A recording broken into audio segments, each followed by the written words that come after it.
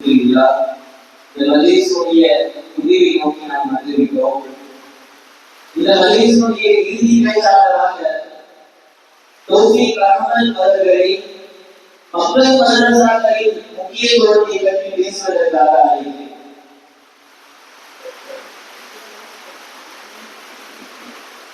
السلام عليكم ورحمة الله وبركاته.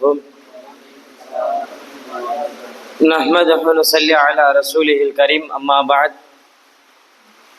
فقد قال الله تعالى في كلامه القديم وبالفرقان المجيد بعد أعوذ بالله من الشيطان الرجيم بفضل بسم الله الرحمن الرحيم ربنا أطعنا سادتنا وكبراءنا فأضلونا سبيلا صدق الله العلي العظيم. இந்த அவையில் எனக்கு கொடுக்கப்பட்டுள்ள தலைப்பு மக்தபு மதரசாக்களினுடைய அவசியங்கள். இன்றைக்கு மிக முக்கியமாக நம்முடைய இஸ்லாமிய சமூகம் முன்னேறுவதற்கு ஒரு அடிப்படை, ஒரு ஆரம்ப கல்வி இந்த மக்தபு மதரசாக்கள். இன்றைக்கு நாமெல்லாம் இன்னைக்கு அல்லாஹ் ரசூலுடைய விஷயத்தை கேட்டுட்டு இருக்கோம். இதற்கெல்லாம் ஒரு அடித்தளமாக விளங்குவது இந்த மக்தபு மதரசாக்களில் ஒவ்வொரு நாளும் அந்த ஹஸரத்துமார்கள் தங்களுடைய பிள்ளைகளுக்கு சொல்லிக் கொடுக்கின்ற கல்வி. இன்றைக்கு பெற்றோர்களுடைய நிலை எப்படி ஆகி போச்சுன்னா, என் புள்ள எந்த ஸ்கூல்ல படிச்சா ஒரு நல்ல 10th நல்ல மார்க் எடுப்பான்னு பாக்குறோம். என் புள்ள எந்த ஸ்கூல்ல படிச்சா பிற்காலத்துல ஒரு அரசு அதிகாரியா வருவான்னு பாக்குறோம். இப்படியெல்லாம் யோசிக்கின்ற பெற்றோர்கள் இந்த ஒரு விஷயத்தை யோசிக்கணும். லட்ச லட்சமா கொடுத்து நம்முடைய பிள்ளைகளை படிக்க வைக்கிறோம். அந்த பிள்ளைகள் வாங்குகின்ற மதிப்பெண்களும் டிகிரிகளும் நம்மளுடைய கபருக்கு வராது. பெருமானார் ஸல்லல்லாஹு அலைஹி வஸல்லம் ஹதீஸ்ல சொல்லி காண்பிப்பார்கள், ஒரு மனிதன் மரணித்து விட்டால் எல்லா விஷயங்களும் துண்டிக்கப்பட்டுரும், எதுவுமே உள்ளுக்கு வராது, 3 விஷயத்தை தவிரன்னு சொன்னாங்க. ஒண்ணு, இந்த உலகில் இருக்கக்கூடிய அவன் செய்து விட்டு போன நிரந்தரமான தர்மம். அவனை இரண்டாவதாக சொன்னார்கள் அவனை கொண்டு பயன்பெறுகின்ற கல்வி. மூன்றாவதாக சொன்னார்கள் வலதுன் சாலிஹுன் யதுஉ லஹு, அவனுக்காண்டி துஆ செய்யக்கூடிய நல்ல பிள்ளை. உங்களுடைய பிள்ளை நீங்கள் மரணித்த பிறகும் உங்களுடைய பிள்ளை உங்க கபருக்கு முன்னாடி வந்து நின்று 2 சொட்டு கண்ணீரை விட்டு ஒரு யாசீனை ஓதி துஆ செய்யணும் என்று சொன்னால், உங்களுடைய பிள்ளை வீட்டுல உட்கார்ந்து ஒரு குல் ஹுவல்லாஹு சூராவையோ இல்லது முஅவ்விதத்தைன் சூராவையோ ஓதி உங்களுக்கான துஆ செய்ய வேண்டும் என்று சொன்னால், இந்த இளம் வயதில் பசுமரத்து ஆணி போல் பதியக்கூடிய இந்த சின்ன வயதில் உங்களுடைய பிள்ளைகளுக்கு நீங்கள் கொடுக்க வேண்டிய கல்வி இந்த மக்தபு மதரசாக்களுடைய தொடர்பை அவர்களுக்கு இந்த சிறு வயதில் ஏற்படுத்தி கொடுப்பது.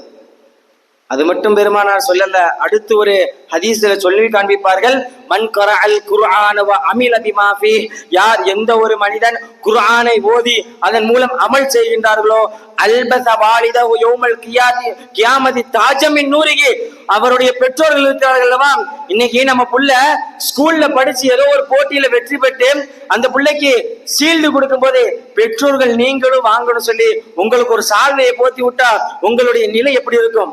அந்த கூட்டத்துல உன் பக்கத்து வீட்டுக்காரன் உட்கார்ந்துருப்பான், உன் சொந்த பந்த உட்கார்ந்துருப்பான். சொந்த பந்தக்கு முன்னாடி உன்னை கண்ணியப்படுத்துறது எப்படி இருக்கும்?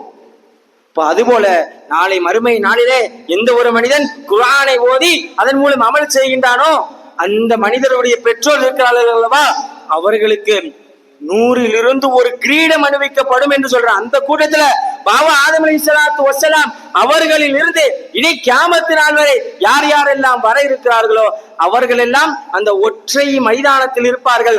அவர்களுக்கு முன்னால் உங்களுடைய பிள்ளைகள் செய்த காரணத்தினால் உங்களுக்கு கிரீடம் அணிவிக்கும் பொழுது அந்த நிலை எப்படி இருக்கும்? கொஞ்சம் சிந்திச்சு பாருங்க.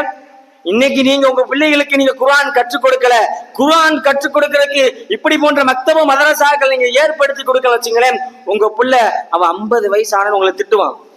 எங்க அத்தை அன்னைக்கே 2 அடி அடிச்சேடி மக்தபுவை குர்ஆனை ஏதோ 2 ஓதிட்டு வர அடிச்சிருந்தா இன்னைக்கு நான் நிம்மதியா ஓதிட்டு இருந்தப்பனே. எங்க அத்தா எங்க அம்மா போடாடே ஏதோ தொழுவையை கத்துட்டு வரான்னு அடிச்சு மக்தபுக்கு அமுச்சு விட்டுருந்தான், இன்னைக்கு நான் இப்படி செஞ்சிருக்க மாட்டேனே.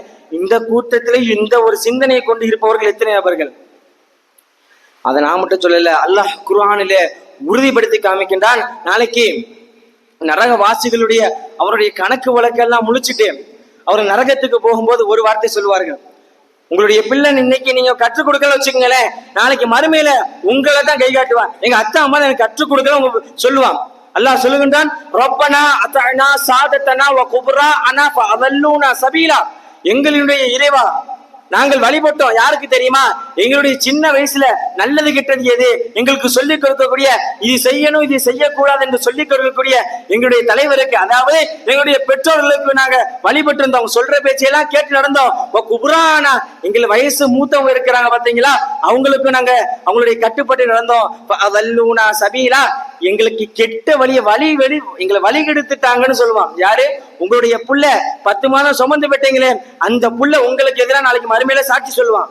அது மட்டும் இல்ல, அதனுடைய தொடர்ச்சியில அல்லாஹ் அடுத்து ஒரு ஆயத்தை சொல்றான், ரப்பனா ஆத்திஹிம் ஃபைனிமில் அதாப். எந்த புள்ள நிம்மதியாக தூங்கன்னு சொல்லி நீங்க தட்டி கொடுத்தீர்களோ, எந்த புள்ள இந்த சமூகத்துல ஒரு நல்ல ஒரு பெரிய அதிகாரியா ஆகணும்னு சொல்லிட்டு லட்சமா கொடுத்து இந்த காலேஜ்ல போய் படிக்க வச்சீங்களோ, அந்த புள்ள சொல்லக்கூடிய வார்த்தை என்ன தெரியுமா?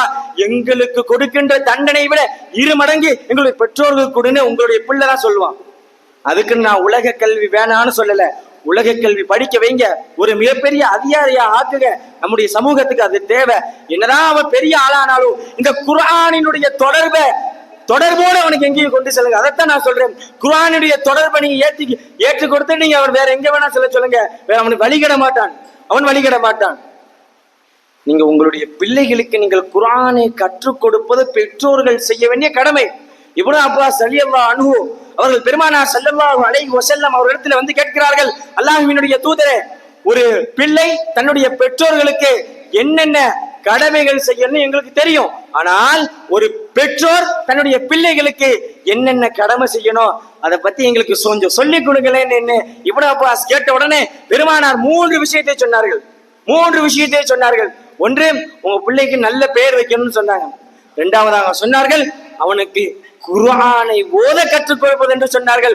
உங்களுடைய பிள்ளைகளுக்கு நீங்கள் குர்ஆனை ஓத கற்றுக் கொடுப்பது என்பது அவனுடைய வாழ்க்கையில நீங்க செய்யற கடமைங்க. நீங்க செய்யாத விட்டு அவனை போய் ஓதுனா அவன் எங்க ஓதுவான்? நீங்கள் செய்ய வேண்டிய கடமை.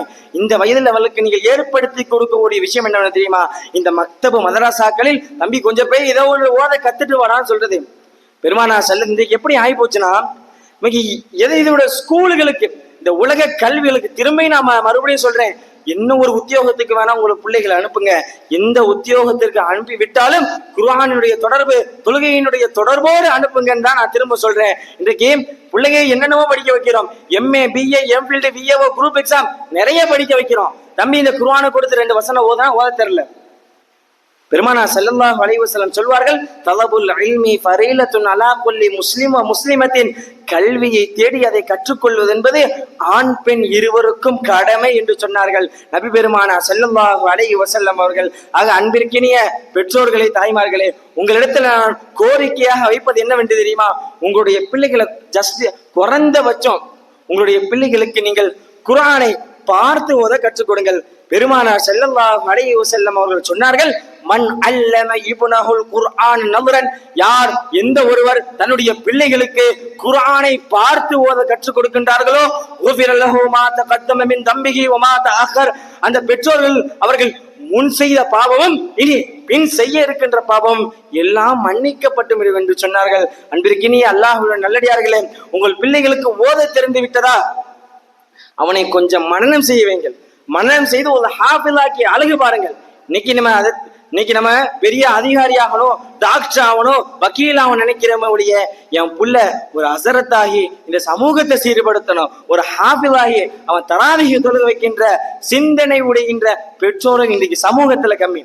பெருமானார் ஸல்லல்லாஹு அலைஹி வஸல்லம் சொன்னார்கள், மன் கரஅல் குர்ஆன வ இஸ்தலஹரஹு.